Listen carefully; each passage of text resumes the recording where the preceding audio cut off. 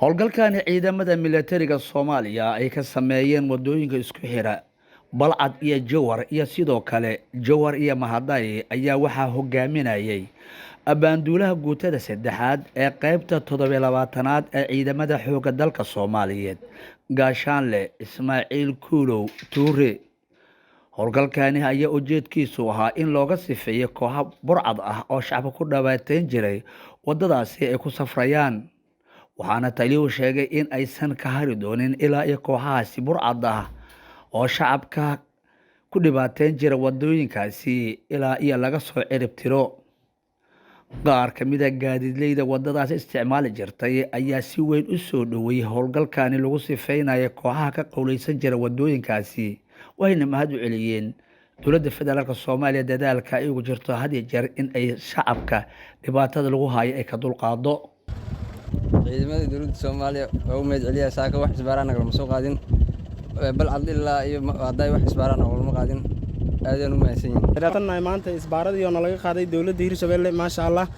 Balcad ilaa iyo Mahaday wax dhibaatana ma ku arkin, caadiyan u soo marnay wax oo na dhibaateey amba isbaarana naga qaadana ma arkin, waan ku faraxsanahay aad oo aad. wixii kale oo dhiman Ilaahay idinkiisa waa sugeynaa insha Allah in laga qaado. waxaa maanta ku faraxsanahay wadada isku xiriirisa Balcad ilaa iyo Jowhar inaa wax isbaara laga qaadan maanta oo tahay taariikhdu 22 Juun.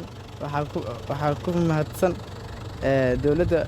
السلام عليكم ورحمة الله تعالى وبركاته. والله ليال مانتا دباتي بدت أنا عايز جرتي مانتا وحان كتاعنا الحمد لله رب العالمين شكرا يا واحد دباتي أنخبنا نملها ودوينكي توجدي وحي أيضا وأنا جالس فيه مركب عايز الله هاي دولة كرب هنا نقطة أنا رجينا وحي معنا عدو جينا يا ومعنا ونجلس فيه ستصدرت أنا مركان abaanduulaha guutada saddexaad ee qaybta 27aad Gaashaanle Ismaaciil Kuulow Tuure ayaa dhankiisa sheegay in aysan marnaba ciidamada xoogga dalka Soomaaliyeed u dulqaadan doonin in shacabka la dhibaateeyo, cid isku daydana ay tilaabo adag ka qaadi doonaan.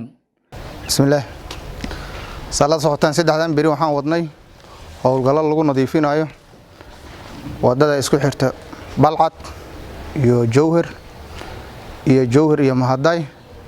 wadadaas oo howlgalkaas oo ku guuleysanay in lagu qaado isbaarooyin badan oo ay dhigteen maleeshiyad isku ekeysay ciidanka qaranka.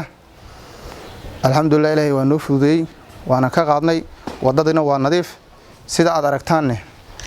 gaadiidka maanta wuxuu ku maruhayaa farxad iyo damaashaad iyo shacabkeena oo ku faraxsan sida xir iyo habeen aanu garab taaganahay.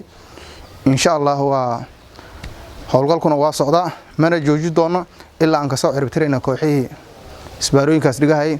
Abubakar Maxamed Bacadle, warbaahinta qaranka, caasimadda dowlad goboleedka Hirshabelle, magaalada Jowhar.